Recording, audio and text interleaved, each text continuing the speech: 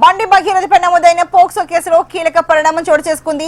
పోలీసులు ఎదుట లైంగిక వేధింపుల ఆరోపణలు ఎదుర్కొంటోన్న బండి భగీరథ్ లొంగిపోయాడు.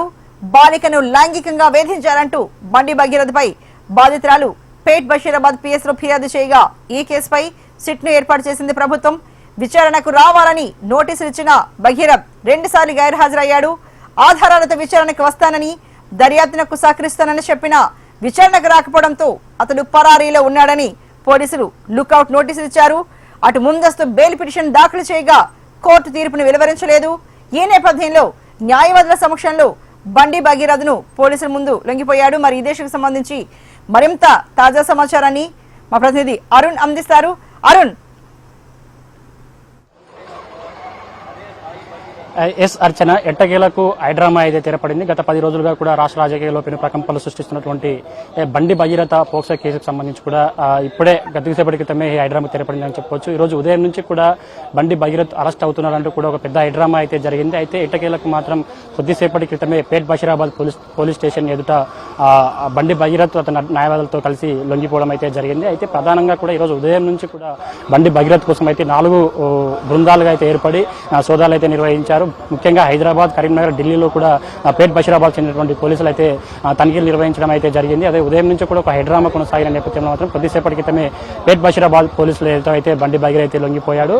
ముఖ్యంగా ప్రస్తుతానికి భగీరథ్ పోలీస్ స్టేషన్ లోనే ఉన్నాడు. ప్రస్తుతం వైద్య పరీక్షల నిమిత్తం కూడా చేస్తున్న సిచ్యువేషన్ కనిపిస్తుంది. మరికొద్ది సేపట్లోనే మేడ్చల్ మెజిస్ట్రేట్ దగ్గర ఉన్నటువంటి మేడ్చల్ జడ్జి దగ్గరికి అయితే ప్రవేశపెట్టనున్నారు. అయితే ముఖ్యంగా ఇప్పటికే దీనికి సంబంధించి కూడా ఇప్పటికే కేంద్ర మంత్రి కూడా ఒక ప్రెస్ నోట్ రిలీజ్ చేశారు. ప్రధానంగా భగీరథ్ పై వస్తున్నటువంటి ఆరోపణల నేపథ్యంలో చట్టంపైన గౌరవంతో ఈ రోజు అడ్వకేట్ల ద్వారా పోలీసులను విచారణ కోసం అప్పగించానంటూ కూడా ట్వీట్ చేయడం జరిగింది. నేను ఇంతకు ముందే చెప్పాను, చట్టం ముందు నా బిడ్డ అయినా సామాన్యుడైనా సమానమే, అందరికీ చట్టానికి లోబడి పని చేయాల్సిందే. మా అబ్బాయి ఏ తప్పు చేయలేదని కూడా పదే చెప్తున్నాడు. అయితే వాస్తవానికి ఫిర్యాదు రాగానే ఆ రోజు అప్పగిద్దాం అనుకున్నా కానీ లాయర్లను సంప్రదించి మా వద్ద ఉన్నటువంటి ఆధారాలను వారు ముందుంచాడే, వాటిని చూసి కేసు కొట్టేస్తారని, బెయిల్ తప్పకుండా వస్తుందని కూడా లాయర్లు చెప్పారు. అందుకే ఈ కేసులో కాస్త జాప్యం జరిగింది. ఈ రోజు కూడా బెయిల్ వస్తుందని నమ్మకంతో లాయర్లు చెప్తున్నారు. అయినప్పటికీ కూడా ఇంకా జాప్యం చేయడం సరికాదు. ఇప్పటికే 10 రోజులు అయింది కాబట్టి మా అబ్బాయిని తీసుకొచ్చి పోలీసులకు లాయర్ల ద్వారా విచారణ కోసం అప్పగించానని కూడా న్యాయ వ్యవస్థ పైన పూర్తిగా నమ్మకం ఉందని కూడా ఇప్పటికే కేంద్ర మంత్రి ట్వీట్ చేయడం అయితే జరిగింది. అయితే ప్రధానంగా ఈరోజు గత 10 రోజుల నుంచి కూడా ఏదైతే మే 8వ తారీఖు నాడు అయితే ఈ పోక్సో కేసు నమోదైంది, అప్పటి నుంచి కూడా భగీరథ్ పరారీలో ఉన్నాడు, అప్స్కాండ్ లో ఉన్నట్టు కూడా పోలీసులు పదే చెప్తున్నారు. అయితే ఈ రోజు మాత్రం ఎట్టకేలకు అయితే ఈ రోజు ఉదయం నుంచి కూడా పెద్ద ఎత్తున ప్రచారం జరుగుతుంది. భగీరథ్ అరెస్ట్ అవుతాడనే ప్రచారం జరుగుతున్న నేపథ్యంలో కొద్దిసేపటి క్రితమే బండి భగీరథ్ పేట్ బషీరాబాద్ పోలీస్ స్టేషన్ ఎదుట అయితే లొంగిపోవడం జరిగింది. ఇదైతే ఒక వ్యక్తి అయితే ఈ రోజు మాత్రం ఇప్పటికే ఎవరైతే బాధితురాలుగా ఎవరైతే ఉన్నారో అమ్మాయికి సంబంధించి ఇప్పటికే ఏదైతే కేసు నమోదైన రోజు ఒకసారి ఆమె స్టేట్మెంట్ రికార్డ్ చేసుకున్నారు. ఆ తర్వాత భరోసా సెంటర్ ద్వారా మరొకసారి స్టేట్మెంట్ రికార్డ్ చేసుకున్నారు.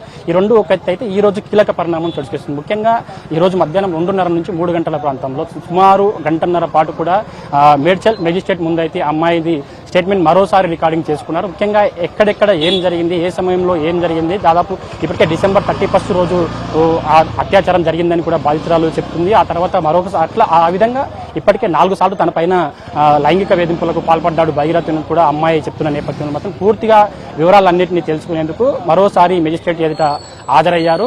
బాధితురాలతో పాటు బాధితురాల తల్లి యొక్క స్టేట్మెంట్ కూడా దాదాపు గంటన్నర పాటు సపరేట్ గా రికార్డింగ్ చేసుకున్నారు. అయితే ఆ స్టేట్మెంట్ ఆధారంగా కూడా ఇప్పుడు మెజిస్ట్రేట్ ముందు హాజరు కానున్నారు. అయితే వైద్య పరీక్షలు ముగిసిన తర్వాత మాత్రం భగీరథ్ ను మెజిస్ట్రేట్ ముందుకు హాజరుపరుస్తారు. అయితే మెజిస్ట్రేట్ తీర్పు ఎలా ఉందని అయితే కీలక పరిణామం చోటు చేసుకునే అవకాశం అయితే కనిపిస్తుంది. ప్రధానంగా ఇప్పుడే కస్టడీ పిటిషన్ కూడా దాఖలు చేసే అవకాశం ఉన్నట్లయితే తెలుస్తుంది. అయితే రిమాండ్ తరలించిన తర్వాత మరి కస్టడీలోకి తీసుకుంటారా లేదా, ఈ కస్టడీ పిటిషన్ సంబంధించి ముఖ్యంగా భగీరథ్ నుంచి మరికొన్ని సమాచారం రాబట్టేందుకు మాత్రం ఖచ్చితంగా కస్టడీలోకి తీసుకునే అవకాశం అయితే కనిపిస్తుంది. ప్రస్తుతం మాత్రం ఒక కీలక పరిణామం అయితే చోటు చేసుకునే అవకాశం అయితే కనిపిస్తుంది. అయితే ఉదయం గత 10 రోజులుగా కూడా రాష్ట్రంలో ఈ కేసు మాత్రం తీవ్ర సంచలనంగా మారింది. పలు హైడ్రామాకి అయితే తెరపడిందని చెప్పుకోవచ్చు. ముఖ్యంగా 10 రోజులుగా కూడా అప్స్కాన్ లో ఉన్నటువంటి భగీరథ్ ఈ రోజు వచ్చి పోలీసులు ఎదుట లొంగిపోవడం కూడా కీలక పరిణామం అని చెప్పుకోవచ్చు. ప్రధానంగా మాత్రం కొద్దిసేపట్లోనే ఈ సస్పెన్స్ కు తెరపడే అవకాశం అయితే కనిపిస్తుంది. ఇప్పటికే మరికొద్ది సేపట్లోనే మేడ్చల్లో ఉన్నటువంటి జడ్జి నివాసం దగ్గరికి భగీరథ్ ని తీసుకొస్తారు. ఆ తర్వాత మరి జడ్జి రిమాండ్ కు తరలించిన తర్వాత కూడా కస్టడీ పిటిషన్ దాఖలు చేసి కస్టడీకి తీసుకునే అవకాశం అయితే కనిపిస్తుంది. మొత్తం మీద మాత్రం గత 10 రోజులుగా కూడా రాష్ట్రంలో